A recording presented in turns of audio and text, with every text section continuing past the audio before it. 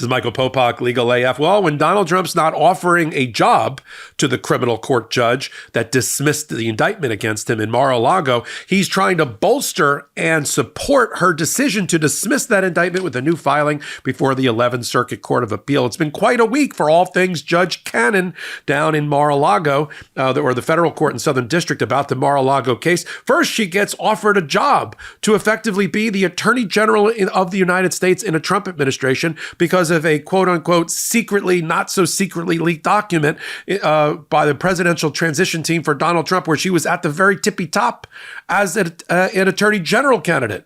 But that's not the only thing that happened this week. We got two different filings in which Donald Trump's lawyers, same lawyers, are arguing to two different courts that Aileen Cannon was right to dismiss the indictment because Jack Smith was not constitutionally appointed by the special counsel, by the Attorney General as special counsel. He wasn't funded properly under the Constitution. There's a separation of powers problem. Ignore the long line of precedent going back 200 years that allows special counsels to be appointed by the Attorney General. Ignore the Nixon decision from 1974, in which the very bosses at the U.S. Supreme Court said, yes, you can have a special counsel appointed by an Attorney General. Ignore all of that and just focus on a comment that was made a week ago by President Joe Biden, during a campaign stop when he said, we got to lock him up. We got to lock up Donald Trump. And then he realized what he said. He said, politically, you got to lock him up politically. Oh, there it is. We finally have Joe Biden, according to the Trump team, admitting that this has all been politically motivated. What does that have to do with the constitutional argument? Let me now analyze for you on the fly here on this hot take, this 60 pages, okay? The entirety of their argument is premised on three things and a stray comment by Joe Biden during a recent campaign stop in which he made that slight slip of the tongue about how he was going to want Donald Trump locked up. That's all they got. So they say, well, we are supported by a district court judge, that's Judge Cannon, who they just offered a job to, at least one or two attorney generals. Right. One of them is Ed Meese, who's 96 years old and had been indicted himself and almost sent to jail when he worked in the Reagan administration. So that Ed Meese, who will say anything as a member of the Federalist Society that's put in front of him at this point, as a quote unquote expert person. And three, legal scholars. And they cite a whole bunch of MAGA, super right, fringe legal scholars in a footnote. That's their basis. And I guess they think they got a gift because in the last, 2 days, Joe Biden at a campaign stop in front of other Democratic officials who burst into applause said, I would have been locked up for this about 5 years ago if I had said it, but we got to lock Donald Trump up. And then when he saw the reaction, he said, I mean politically, not through the court system. But that ended up in the brief. In fact, it's one of the leading quotes in the brief that Joe Biden said, lock him up. All right. In fact, it's footnote 2 on page 1 of the brief. Here's what they said leading into it. I mean, this just shows you the weakness of the argument that they had to get this stray comment from Joe Biden. And this is one of their leading arguments in paragraph 1, footnote 2 of their motion. Here's what it says. More than $36 million has been spent. This is a very long sentence, so have a seat. More than $36 million has been spent unjustly targeting the leading candidate in the 2024 presidential election. I'm not sure the polls indicate that. President Trump through unprecedented encroachments on executive power, with President Biden wrongly and inappropriately urging to lock him up only days before the filing of this brief as part of the election interference strategy. Footnote 2. Had an article by CNN or Fox News. Biden's lock him up remark about Trump was a profoundly stupid thing to say. All right, well, it may have been a profoundly stupid thing to say, but it doesn't give you the basis to seek the dismissal of the special counsel by finding that he was inappropriately appointed under the Constitution. Let me explain that argument to you. Because they have filed now 2 briefs a day apart, arguing the exact same thing. They filed the same brief effectively as this one a day or so ago in front of Judge Chutkan, arguing that the DC election interference case should be dismissed for the exact same reasons. So let me give you the core reasons, okay? Their argument is that notwithstanding the appointments clause of Article 2 of the Constitution, which gives the power to the executive branch, meaning the president, and by extension his attorney general as a department head, to appoint inferior officers without having to run all the inferior officers by the Senate for confirmation, because that would make no sense. U.S. attorneys, yes, U.S. attorneys, other heads are confirmed, but U.S. attorneys are not underneath the attorney general. And because they are inferior officers, you don't confirm inferior officers, as that term is used in the Constitution, by the Senate. It would immobilize the ability of the Department of Justice or any department to operate if it had to bring before it the thousands of people that work for them or that they appoint or that they assign and drag them through the Senate. Does anybody think that's a good idea? They can't even fill the federal judicial positions, the judges, in a 4-year term. How are they ever going to fill the rest of the offices of the Department of Justice? Their argument is, we got a separation of powers problem. Congress needs to authorize already stop. We already have a breach of the separation of powers, by the way, and a breach of the co-equal branches of government. Congress telling the executive branch how it can fill out its cabinet and how its inferior officers are going to be appointed is already a violation of separation of powers. It already undermines and scuttles their argument to make that argument. If these are really 3 co-equal branches of government, I mean, one has been supersized by the Supreme Court, and that's the presidency. But if then one department can't tell the other how to manage its affairs. Congress can fund, I mean, they do hold the purse strings. They fund the Supreme Court. Another way to regulate the Supreme Court, by the way. They fund the operations of the executive branch and things like that. These departments don't separately tax and spend on their own. Like, we need to renovate the Rose Garden. Let's just tax people from the White House. That's not how that works. So Congress has that power. But Congress already had on the books an appropriation for the Department of Justice to use for things like special counsel back in the 80s when they passed the independent counsel law, which eventually got scrapped after Ken Starr ran amok going after the Clintons and ran into the Monica Lewinsky sex scandal when he was supposedly looking for public corruption. Okay, but the funding stayed in place. As to, there is no doubt in anyone's mind, except for Donald Trump's lawyers and some of his fringe advisors and commentators and Edwin Meese, this indicted attorney general, that Jack Smith is an inferior officer, as that term is used under constitutional analysis, under the department head of the attorney general. And he has the power to appoint these independent or other special attorneys to do the work of the attorney general without going through Senate confirmation. Ever feel like your morning coffee is more like a roller coaster than a smooth ride? Today's sponsor is for the caffeine junkies who find themselves in an endless cycle of coffee highs and lows. Mudwater, MUDWTR, is a coffee alternative to get your energy fix without your heart doing jazz hands every morning. Mudwater is like coffee's chill, yoga-loving cousin who went on a spiritual retreat and came back more zen without any of the jitters.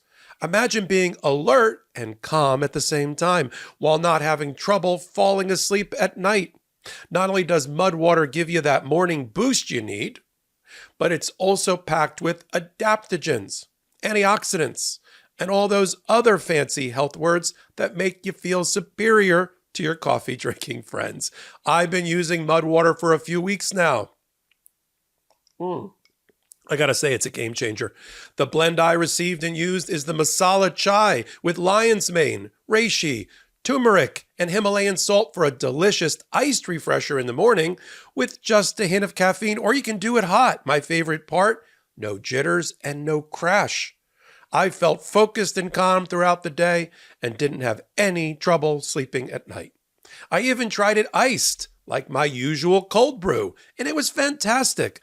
Plus, the free rechargeable frother they send makes mixing it up a breeze. For a limited time, our listeners get up to 43% off your entire order, free shipping, and a free rechargeable frother when you use our exclusive link. Head to mudwater.com/legalaf and grab your starter kit. That's up to 43% off your order at mudwtr.com/legalaf. After you purchase, they ask you where you heard about us. Please support our show and tell them Legal AF sent you. Start your new morning ritual today. The Clarence Thomas is the other big argument here. They love Clarence Thomas because in a concurrence, not even the majority decision, he wrote a special section which was targeted to Aileen Cannon, he's the boss of, because he sits over the 11th Circuit as the Supreme Court judge responsible for that circuit, and said to her, I don't even know why we're here. He's just a citizen. He's a stranger to this case. Why is there a special prosecutor? He wasn't properly appointed. Dismiss the case. And she did exactly that about 3 months later after he blew her that love note, those love kisses. So you got Cannon, first time in 250 years a federal judge ever found that a special counsel was improperly appointed, based on analysis by Edwin Meese, an indicted attorney general, fringe right-wing legal commentators, and Clarence Thomas, whose comment about the special counsel is invalid was so outside even the norm of the right-wing MAGA on the Supreme Court that nobody joined him in his concurrence. And you got this comment made by Joe Biden a couple of days ago in which he said, lock him up. I mean, politically. That's what they got for the 11th Circuit Court of Appeals. And then they go through the statutes that have been used and cited in the past, because this is not the first special counsel that we've ever had. We have some simultaneously. At the same time, we had the Hunter Biden special counsel, right? We had the special counsel, Robert Hur, looking at Joe Biden's boxes in his garage.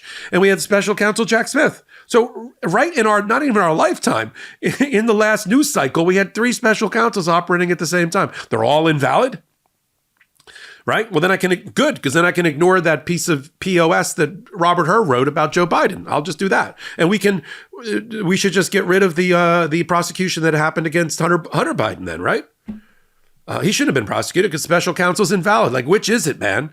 And what about the special counsels that you appointed or that you kept on when you were the president of the United States, Trump? What about Mueller? So this whole argument, which of course they ignore that while Donald Trump was president, he had a special counsel that he did not fire nor claim that he was improperly appointed. What about that? There's also another layer here in their argument that's been missed. Jack Smith did not actually indict Donald Trump. A grand jury, no, 2 grand juries indicted Donald Trump in Mar-a-Lago, because there was a superseding indictment there as well. The grand jury indicts, not the special prosecutor. So even if they're right, and they're not, about the separation of powers argument or their analysis of 200 years of special counsels that we have dating back to like the time of Aaron Burr, even if they were right, I don't see how that undermines or invalidates the indictment. Just let another U.S. attorney take it over. Then you'd have to cross out all of the Department of Justice manual, which is a self-policing guidance.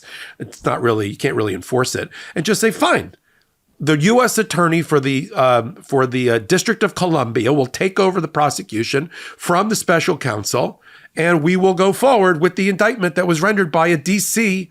grand jury.